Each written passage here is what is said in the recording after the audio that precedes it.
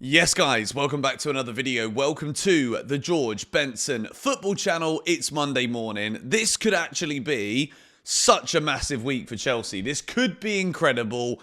It could also be a letdown. We don't know what's going to happen, but I tell you what I do know. I have got you covered here on GBFC. We're going to be at the semi-final. Fingers crossed, we'll also be at the Club World Cup final. Chelsea Fluminense. We are right now match day -1 at the time of you lot watching this for your Monday morning GBFC video. Make sure, if you're not already, subscribe to the channel. And if you do enjoy all of these double upload days, match vlogs, 6 things videos, please hit the like button on this video. We're going to go through and take a look at Chelsea's squad depth today because we're seeing a lot at the moment about... Obviously, we've signed Gittins, we've signed Delap, we've signed Asugo, Esteval, Joao Pedro. But truly, with so many players expected to leave Chelsea, be that sales or loans, we need to take a look at the actual squad depth. We need to go through position by position and see what we've actually got at our disposal. What else do we need to sign? So that is coming later on in this video. But let's begin first of all with the latest Chelsea news. Chelsea are not accepting loan proposals for Leslie Ugochukwu, as priority is for permanent sale. Valencia and more clubs interested, but Chelsea say no to a loan move. There are Premier League clubs also keen. I'm not going to lie, I think Leslie Ugochukwu is absolutely unfortunate to not be even given more of a shot here at Chelsea. I think he's actually a really tidy player. And now that we've signed Dario Asugo, I think this was always going to confirm that Leslie Ugochukwu was going to go on loan. I think his time at Southampton was disappointing in the sense of he got relegated, but there was many individual moments where I think Ugochukwu showed that he's a tidy player, that he could have been utilised in that midfield. And again, this is prime example of how stockpiling multiple players for a position where we only really need 2. We've already got 5 in our squad that we're going to go through in a minute. Leslie Ugochukwu to be sold, it's not a surprise to me whatsoever. I don't think at this point either we can really be like, well, should it be a loan? I mean, we've got so many options in that position. Chelsea looking to sell him.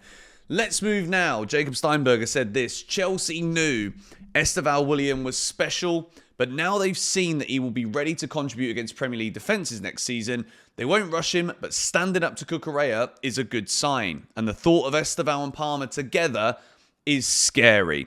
I think the thing that's most exciting about Esteval is the new role that we are seeing right now for Cole Palmer. Because whether or not Esteval, and we're gonna go through where Esteval's going to play in this video. Whether or not he plays on the right wing as competition with Pedro Neto, or if he is going to compete with Cole Palmer for that number 10 position, I think it's going to be really, really difficult to keep this kid out of the team. What I saw, and I quite often do this when I'm at a football game, what you can do when you watch a match live, as opposed to watching on TV, is pick a player and just watch him. Watch what his movement does. The camera's going to follow the ball. The camera's going to see where the ball is, and that's where the focus is going to be. But watching him without the ball, out of possession, people say, oh, he wasn't really involved in the game. But for a player that young, I'm also looking for how he watches the game. Where does he move to when the defence wins the ball? When the midfield win the ball for Palmeiras? What does this guy react like? And I thought Esteval's movement was fantastic. The goal, the finish is absolutely brilliant. And look, at this point in time, right, we're not seeing him play on a flipping cold night in England. The kid's coming from Brazil. He's still incredibly young. I don't expect him to just fly immediately, but I think what we've seen at this Club World Cup is absolutely a sign. Going to be able to do it in the Premier League. I don't see him struggling physically. I think he's intelligent enough where he puts his body. I think he's brilliant with the ball at his feet. We can see that. His shooting is excellent too. I'm very excited to see Esteval Willian in a Chelsea shirt. Let's move now.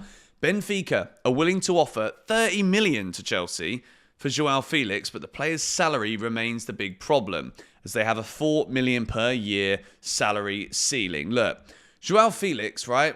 We spoke about this yesterday. Joao Felix is open to going back to Benfica. At this point in time, I think whatever salary Joao Felix wants, I think he's just got to accept that he's not that player anymore. And I understand, right? I'm not going to sit here and say that someone shouldn't get paid this or someone shouldn't get paid that. But in football, you absolutely opened yourself up to that kind of scrutiny. And I don't see Joao Felix as a player anymore that deserves top wages. You give top wages to the Erling Haalands of this world, to your Victor Gyökeres's, who Arsenal don't know how much they're going to pay him. Don't think it's going to be anywhere near as much as Erling Haaland, but Joao Felix doesn't offer enough in contributions to be getting paid mega money. But 30 million euros, if Benfica are willing to pay that, let's hope we can make this one work. Chelsea have told United they will have to pay 35 million if they want to sign Christopher Nkunku. We spoke about this a bit yesterday, but this is a perfect segue. When we speak here about Felix and Nkunku leaving Chelsea, let's go and break down what this squad depth actually looks like right now. So I've gone to the tactics board and I've put in all of the players that Chelsea have available. There's obviously a couple of them that might well be missing, a couple of the youngsters or whatever. But I want to say a big shout out to the big dog Josh Aveste for linking me this website. There's a lot to take in here, but this gives us a really good breakdown on what we have got squad-wise right now. Don't worry too much right now about the homegrown, non-homegrown and under-21 stuff. But just to give us a representation of the squad depth, we have got the yellow circle is players that I think we need to get new players for, so new signings in that position. Then we have got the red, which is all the way along the outside here. We might move a couple of these around as we go. But these are the players that I think Chelsea are going to sell. The black circles at the bottom are players that I think Chelsea are going to send on loan. And then, basically, we've got the starters and the backups and the squad players. So let's begin with the goalkeepers. And as you can see, I think Chelsea need to sign a new keeper. I don't think Rob Sanchez, as much as I will say that Sanchez has improved in goal for Chelsea in recent months, still don't think he's going to win you a Premier League. And that's kind of what I've gone with in this video. I want to look at this squad depth and think, well, is this going to be competitive? Is this going to take us to the next level? That's what I want to go through today. Sanchez in goal, Jorgensen backup, and Gabriel Slonina. I don't think this is strong enough goalkeeping options. Obviously, we only signed Jorgensen last season. He got his place and then he lost his place, and then Sanchez has done relatively well. But I still think Chelsea will need to sign a new goalkeeper. Left back position. This is one that I'm actually surprised that Chelsea aren't linked to more players, because if Marc Cucurella was to suddenly get injured, if we remove him off it there, who the bloody hell is Chelsea's left back? So for me, this one is incredibly obvious. Chelsea need to sign a new left back. And you can see here, in the smaller text in the middle, Jorel Hato, the Ajax player, is somebody that I think could come in, because he could go there, but he could also go as an option in that centre-back position. Because as much as Badiashile is still here, there's not been too many concrete links for him to leave. Marseille have been interested, according to L'Équipe, but Colwill is obviously Chelsea's first choice left centre-back. And then in the middle, I've got another centre-back here in smaller text. I'm not sure if it's going to be just a left-back, maybe a versatile Hato kind of player that can also play in that centre-back position, or are Chelsea going to go for all three of these positions? I think maybe we need to be quite honest. Chalobah, Fofana and Tosin, I actually think is really solid cover in that right centre-back position. Fofana, will he stay fit? Let's wait and see. Trev, I don't see Trev going anywhere now. I think he's cemented his place in the team. And so has Tosin too. To be quite honest, I could have literally put any of these three players in any order. I think it's going to be interesting to see who gets that spot next season. The right back position at the bottom left here, you can see is also very interesting. Reece James is clearly my number one. But I have said that Gusto will be a squad player. I think this is something that will happen over time.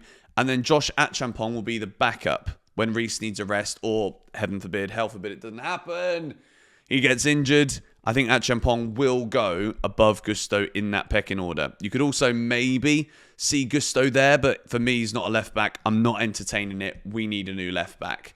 The middle of the park for Chelsea, the midfield, this is where I think we're at our strongest. Enzo Fernandez, we're going to put a little red dot there because he's not a homegrown player.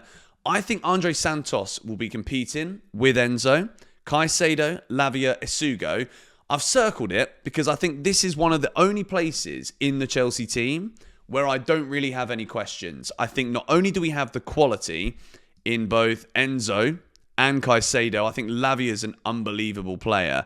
That if he can also stay fit, I think he's going to be very competitive in that midfield. I could easily see Chelsea having to go with the three-man midfield because we just got too much quality. Esugo, I think he's going to be a solid backup. I think he'll come on in games to see games out for us. But this midfield, I'm really happy with it. And I'd also say, when I look at that back line, I'm also happy with those centre-backs. Maybe we could get someone to partner Colwill, but I still think these three options here, where my cursor is, are really solid centre-back options. And then Reece James, if he's fit, when he's staying fit, I think he's the best right-back in world football. Let's move now into the left wing position. Now, Tyreek George could easily be down here with the loan players. I think it could be Tyreek George going out on loan, but as of right now, this is the way I see this going down. You could also have João Pedro as an option over here, but because I think Jackson will go, this is what I think is going to happen, by the way. I could easily see Jackson coming back in. He could, but then again, I also think we might sell him if the right offer were to come in. So this is why I have got yellow circles here for a new left winger, because I don't know if Tyreek George and Gittins are enough on that left side, and also in this number 10 area. And I've put a little circle because do we necessarily need another 10? Dewsbury Hall's a good squad player. I've put him here. Or do we need another striker? We need another striker if Nicholas Jackson comes out, because is João Pedro actually more of this as a number 10?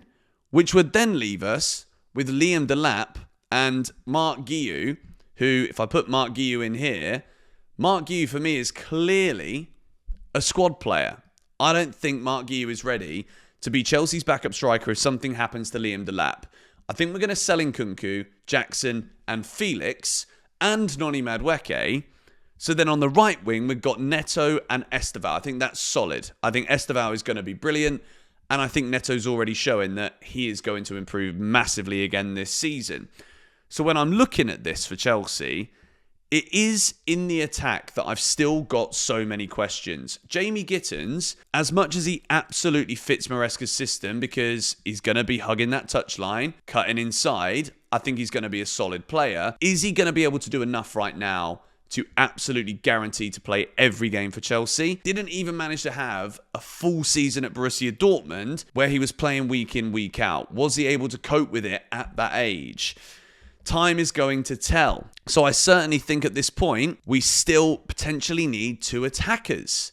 That is depending on whether or not we sell Jackson. If we don't sell Jackson, then we probably can get away with having just Delap and Jackson as the strikers. But am I still confident with that? I'm not going to lie. I like what I've seen from Delap. I think a lot of people are saying that they don't, but I still think he's very raw. I still think there's a lot of learning he needs to do. And when it comes to Nicholas Jackson, like, the guy's got to calm down and he's got to get better in front of goal too. But I also think it's a very telling story that we have seen João Pedro as a striker come off the bench before Nicholas Jackson did the other day. And remember, João Pedro wasn't really having any kind of pre-season. He's not been playing football for over a month. And he comes straight in, gives that energy. I think João Pedro is absolutely going to take Jackson's place. So will that mean that Jackson will look for a move away? At the moment, there's still obviously a long way to go in this transfer window. And I'd say right now, Chelsea are a bit occupied, obviously, with the fact that we're in a semi-final of a Club World Cup. But my question to you guys is, when you look at this here, what positions are you certain about? I think the right wing is locked, whether we sell Noni Madueke or not. I just do think Madueke, he's up here right now. He's going to have to go if he's already agreed personal terms with Arsenal. It's not like it's a flipping Inter Milan or AC Milan or another team abroad. It's Arsenal, for goodness sake. I don't know where he comes back from here. I'm looking at this front and I'm thinking, well, you could also have Esteval playing in here. But then, do we need more options out wide? Esteval is a hybrid player, so we could see him play in those positions. You can also see Palmer come over here, but then we definitely would need to sign a new number 10. So still, when I look at this squad depth, I still have a lot of questions. We saw Nkunku start the other day. Maybe there's a world where Nkunku's time here isn't done, but then I'm not going to all of a sudden just be like, well, yeah, he's a striker. No, I still think Nkunku's going to go, and Chelsea will accept it if the right offer comes in. Let me know what you think about this. Obviously, there is still a lot of question marks about where we're going to sign players, but looking at this, I still think we probably need 4 or 5 signings from what we've seen already with Liam Delap, Jamie Gittins, and who else have we bought in? Dario Asugo and Esteval. I still think we need 4 or 5, which again is another big summer at Chelsea. If you look at the outside here, Jackson, Nkunku, Felix, Madueke, Disasi, Sterling, Vega, Chilwell, the list goes on. These are players that I think we could sell.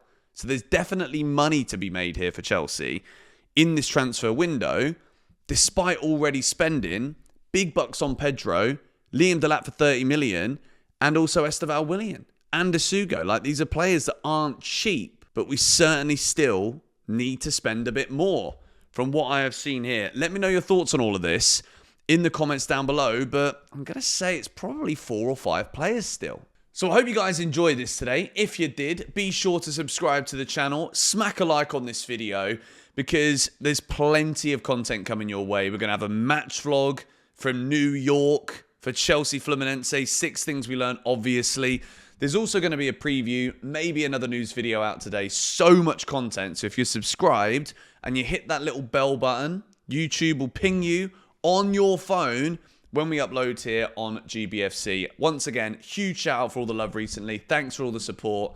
And I will see you in the next video. Come on, you Blues.